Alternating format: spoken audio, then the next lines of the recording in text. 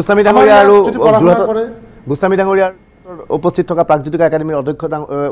দুই সঞ্চালক ডাঙৰীয়া দুইকে নিউজ লাইভৰ বিশেষ অনুষ্ঠান অকথ্যত অংশগ্ৰহণ কৰাৰ বাবে আপোনালোকক ধন্যবাদ জ্ঞাপন কৰিছোঁ আমাৰ হাতত সময় কম আছিল সুনীল শইকীয়া ডাঙৰীয়া আপুনি কি ভাবে যে যিটো অলপ আগতে আকৌ ওলাই আছিল ষ্টেটাছ চিম্বলৰ কথাটো যে সঁচাকৈয়ে যিবিলাক ছাত্ৰ ছাত্ৰী যায় অকল মেধা ছাত্ৰ ছাত্ৰী আজিকালি বাহিৰলৈ যায় নে মানুহৰ হাতত টকা পইচা বেছি হোৱাৰ কাৰণে আজিকালি বাহিৰ মেধা ছাত্ৰ ছাত্ৰী আজিকালি যায় কিন্তু তাৰ লগত এইটো কথাও আছে যে বহুত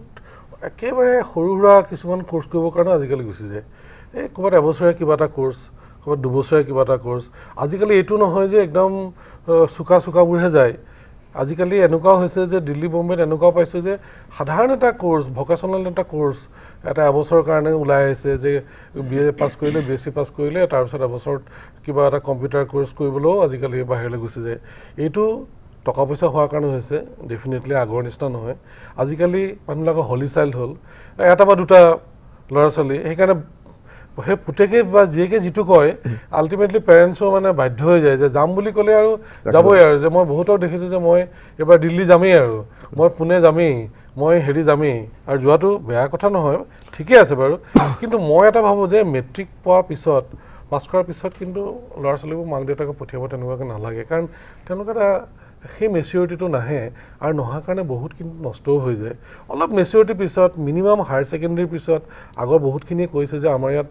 পঢ়িবৰ কাৰণে স্ক'প বহুত নাই হয় এতিয়া মাত্ৰ গভৰ্ণমেণ্ট আৰু প্ৰাইভেট মিলি ধৰক 7খন ইঞ্জিনিয়াৰিং কলেজ হৈছে আজি তামিলনাডুত 256খন ইঞ্জিনিয়াৰিং কলেজ আমি কল্পনা কৰিব নোৱাৰোঁ আজি অন্ধ্ৰপ্ৰদেশত 235খন ইঞ্জিনিয়াৰিং কলেজ আজি মহাৰাষ্ট্ৰত 154খন ইঞ্জিনিয়াৰিং কলেজ তাৰমানে আমাৰ সেইটো হ'বলৈ কিমান হেৰি আছে কিন্তু তাত থাকি পেলাই মানুহে এমপ্লয়মেণ্ট তেনেকৈ পাই গৈ আছে বেলেগ বেলেগ অপৰচুনিটি আৰু আজিকালি ছাবজেক্টবোৰ মাইক্ৰ' হৈ গৈছে আগৰ নিচিনা মানে মেক্ৰ' ছাবজেক্ট নাই ইমান মাইক্ৰ'ফাইন হৈছে মই নিজে মেনেজমেণ্টৰ মানুহ মই নিজে গুৱাহাটী ইউনিভাৰ্চিটিটো পঢ়াওঁ ল'ৰা ছোৱালী এখন পেপাৰ লওঁ MBAত তাতো দেখিছোঁ আজিকালি কিছুমানে যে এনেকুৱা মই অষ্ট্ৰেলিয়াত পঢ়িছোঁ যে কি মই গল্ফ মেনেজমেণ্টত মেনেজমেণ্ট কৰি আছোঁ কোনোবাই কিবা ফাইনেন্সিয়েল মেথমেটিক্স যে কিছুমান শব্দ আমিয়ে শুনা নাই মানে ইমান মাইক্ৰ' হৈ গৈছে আৰু মেধাবোৰ সেইকাৰণে গৈ আছে ভালেই কথা তাৰ লগতে সকলোৱে যে যাব লাগে মই সেইটো কথা চলন শৰ্মা ডাঙৰীয়া দেখা গৈছে পুনৰ মই আকৌ অসমত দুখনকৈ বিশ্ববিদ্যালয় স্থাপনৰ প্ৰসংগটো উত্থাপন কৰিম তেজপুৰ বিশ্ববিদ্যালয় বা শিলচৰ বিশ্ববিদ্যালয়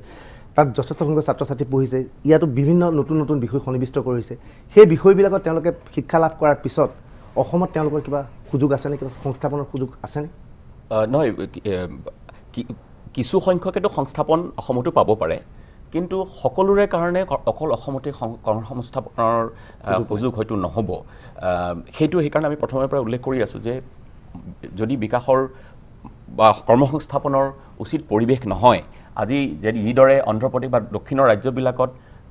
ইমানবিলাক ইঞ্জিনিয়াৰিং কলেজ তাৰ কাৰণ এইটোৱেই যে সেই ৰাজ্যবিলাকত সেই মেন পাৱাৰৰ চাহিদা আছে মানৱ সম্পদৰ আমাৰ ইয়াত সেই চাহিদা নাই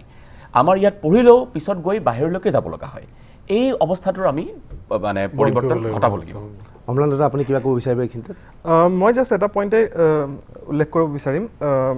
যেহেতু এই কথাটো ওলাই আছে যে ইয়াত এটা অসমতে যদি আমি শিক্ষা লাভ কৰোঁ তাৰ পিছৰ আমাৰ অপৰচুনিটিজখিনি কি ইয়াত মই এটা বিলিভ কৰোঁ যে আমি অকল মানে কোনে আমাক কি চাকৰি দিব পাৰে অকল সেইটো কথাকে চাই থাকিলে নহ'ব আমি নিজেও যদি কিবা এটা ইনিচিয়েটিভ ল'ব পাৰোঁ সেইফালে অলপ যদি আমি বিচাৰ কৰোঁ তেতিয়া অলপ আমাৰ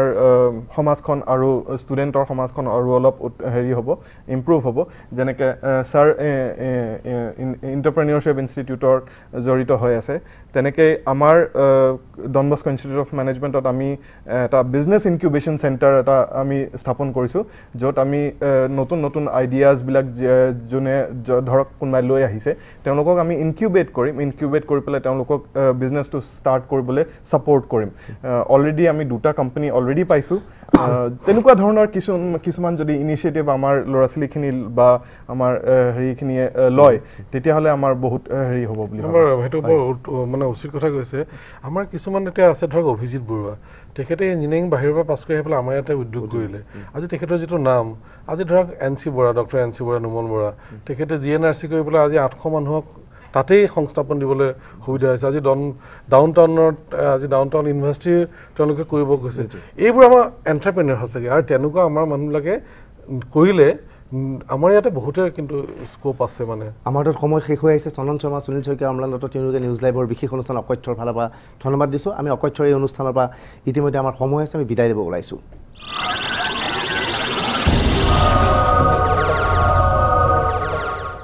হয় এটা কথা নিশ্চয় স্বাভাৱিক যে অসমত উদ্যোগীকৰণৰ অভাৱ ঘটিছে যাৰ পৰিণতিত অসমৰ বাহিৰলৈ অনিচ্ছা সত্ত্বেও বাহিৰত কৰ্মৰত অৱস্থাত থাকিবলগীয়া হৈছে অসমৰ একাংশ ছাত্ৰ ছাত্ৰী আমি আশা কৰোঁ চৰকাৰে এই ক্ষেত্ৰত বিবিধ ব্যৱস্থা গ্ৰহণ কৰিব আৰু যিটো বক্তব্য কোৱা হ'ল যে অসমৰ বাহিৰত যিসকলে পঢ়িবলৈ গৈছে মেধাৱীপূৰ্ণ ছাত্ৰ ছাত্ৰীসকলে তেখেতসকলেও অসমৰ বাবে কিবা এটা কৰাৰ যে অসমক নিজেভাৱে কিবা এটা কৰাৰ প্ৰয়াস কৰিব আৰু ইয়াকে কৈ আমি অকথ্যৰ এই অনুষ্ঠানৰ পৰা বিদায় ল'ব ওলাইছোঁ শুভৰাত্ৰি